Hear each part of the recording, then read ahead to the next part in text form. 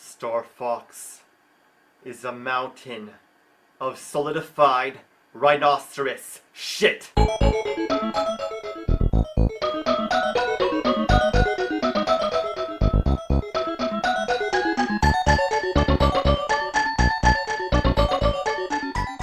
Star Fox, Star fuck this game.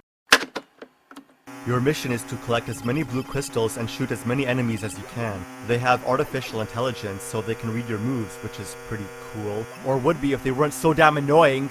The later ones are almost impossible to hit, because they keep getting smaller, and the controls are horrible. They also keep crashing into you. Fuck! There's a constant buzzing sound coming from your engine, deceiving you into thinking the game is broken. It's the most annoying sound, and it never stops. You have to constantly change direction for the crystals and enemies to magically appear, and you know what's really weird? The orange gas, that is the planet's atmosphere, is lower than the horizon, and like many Atari games, the label is upside down to illogical. Gradients are nice though. Thankfully, Star Fox for the Atari 2600 is not a part of Nintendo's Star Fox series. It's number 1 of 3 games made by Mythicon. Yeah, Mythicon numbered all 3 of their games on their labels. It's beyond illogical. The Star Fox box sucks ox cocks. Because both ends were glued down, they damaged when opened, don't fold back down, and logically,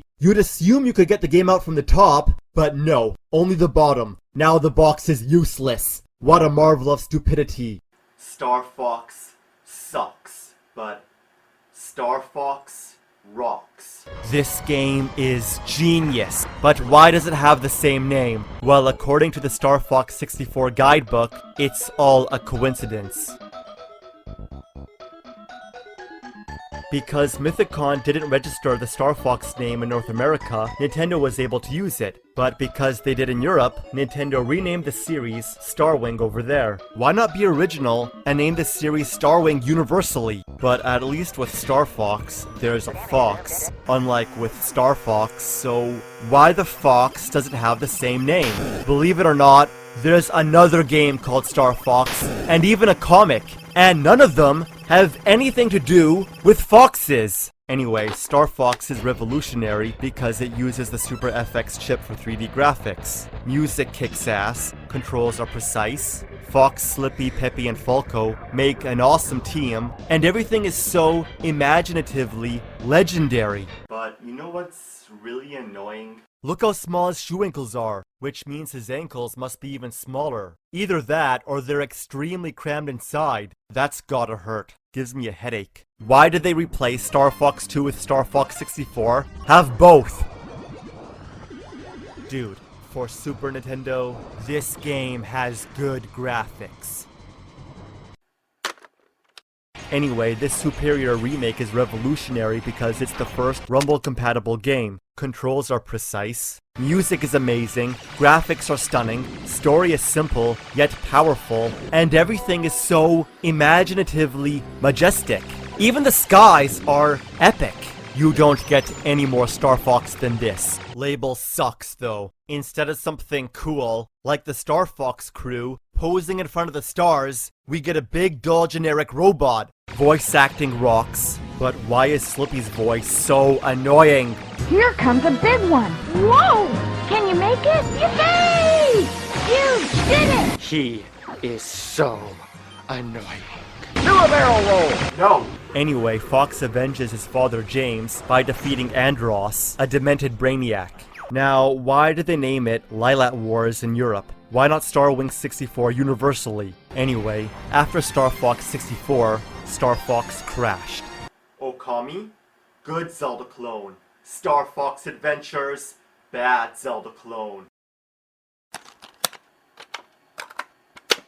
You go through dungeons, solving puzzles, just like Zelda, but the puzzles aren't nearly as creative, enchanting, or challenging. Just time-consuming, and even a baby could solve them. You jump automatically, just like Zelda. Lock onto enemies, just like Zelda. But even when you're really far away, and I mean really far away, you'll lock onto them. Which is really fucking annoying, because sometimes, when you're just walking around, he'll suddenly keep doing it. You ass! Health system, just like Zelda. Pick items up, just like Zelda, but not nearly as epic. And why must they make the dumbest face?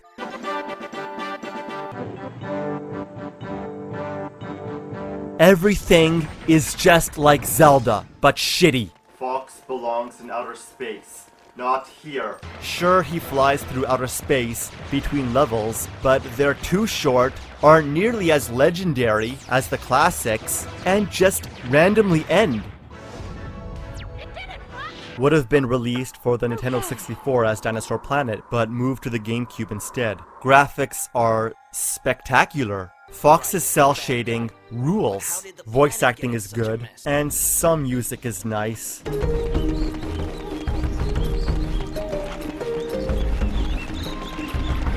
But others are so cliché.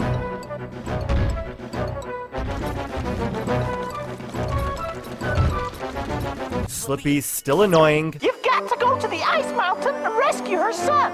The Prince Tricky. Gameplay is dull, enemies take too long to beat, so fighting herds of them is the biggest waste of time, and the combat system is a joke. A bad joke.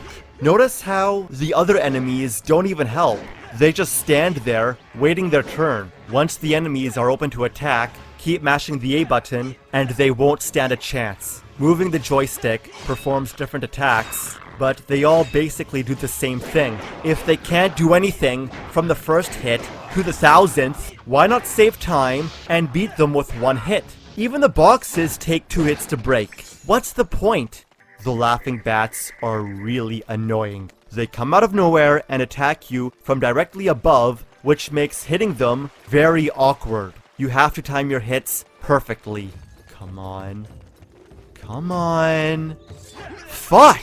You start the game with Crystal, a fox with boobs. Cause, you know, female foxes have boobs, like Minnie Mouse. She rides a pterodactyl, and out of nowhere, a flying ship passes by. You fly behind and start shooting it, and because here, it's impossible for you to die, there's absolutely no reason for any of this. Then she lands on the ship, which is what she should have done at the very beginning. Later, General Fails comes out. General Scales. Crystal says, I'm dead, could so okay for the eye. but moments later, runs at the dude like she's gonna win.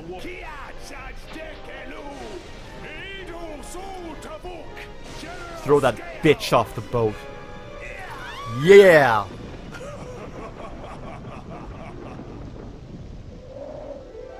Damn it!